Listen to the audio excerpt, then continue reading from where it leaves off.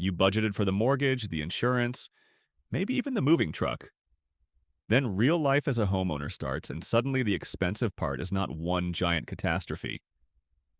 It is a string of very normal bills that show up one after another and make you wonder why nobody explained what ownership actually costs, month by month in plain English. The first year usually doesn't hurt because of one crisis. It hurts because the calendar starts introducing you to costs you technically could have expected, but probably didn't budget for in real dollars. One of the most common shocks comes a few months after closing, when the property tax bill reflects your purchase price instead of the previous owner's lower assessed value. A house that looked affordable at closing can suddenly cost a few hundred more per month once the county reassesses. That's not a random fee, it's your real housing cost finally arriving on paper. On a $500,000 purchase in California, that reassessment can add $600 per month to what the prior owner was paying. Then there's the HOA email nobody wants. A roof project got delayed, reserves were too low, the retaining wall failed inspection, and now every owner owes a one-time assessment. Maybe it's $800, maybe it's $3,000. The point isn't that HOAs are bad, it's that your regular dues don't guarantee the big stuff is already covered. After the surprise bills come, the surprise breakdowns. Houses have a way of turning aging equipment into urgent decisions the moment you finally feel settled. 8 to 12 years. That's the rough window where homeowners start replacing major appliances and systems on a regular basis. The number matters because these costs aren't rare events. They're part of the ownership cycle, and they hit on the system's schedule, not yours. Washers and dryers often give you around 10 to 13 years. Water heaters commonly land in the 8 to 12 range. Refrigerators might last 10 to 15.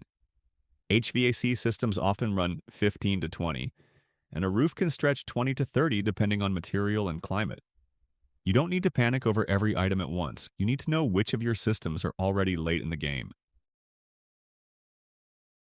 Some costs are smaller but repeat so predictably that ignoring them is its own budgeting mistake. HVAC servicing, gutter cleaning, pest control, winterizing, tree trimming, irrigation fixes, none of these feel dramatic enough to plan for the way you'd plan a remodel, but together, they're quietly the difference between a house that stays maintained and one that slowly gets more expensive to own. This is where budgeting stops being reactive. You're not trying to predict the exact month something will happen. You're building enough margin that the timing doesn't wreck you. 1 to 3%. On a $400,000 home, that is $4,000 to $12,000 per year. Let that translate from percentage to dollars for a moment, because percentages sound harmless until you see the number your future self actually has to cover. The right number depends on the house you bought, not just the price you paid. If the roof, HVAC, and water heater were all recently replaced, you can lean toward the low end and prioritize steady monthly savings. If the house is older and several big-ticket systems are near end of life, you need a much thicker reserve. A newer home buys you time. An aging home needs cash, not optimism. The biggest mindset shift is separating expected ownership costs from true emergencies. If you mix those two together, every ordinary expense feels like a financial crisis. Planned spending is the stuff you know will come around. HVAC servicing, gutter cleaning, exterior sealing, replacing an aging appliance you can see coming.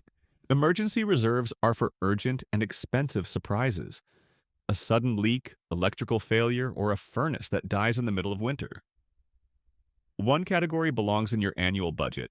The other belongs in cash you can reach quickly. A practical homeowner budget doesn't have to be complicated.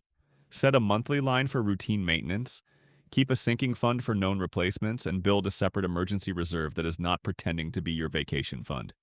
Put the categories in the calendar before the bills arrive.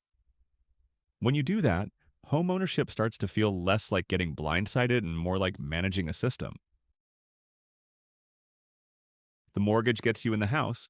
The budget keeps you there without panic. Plan for taxes, maintenance, replacements, and real reserves before they become urgent. And you stop experiencing these costs as warnings nobody gave you and start treating them like part of the deal from day one.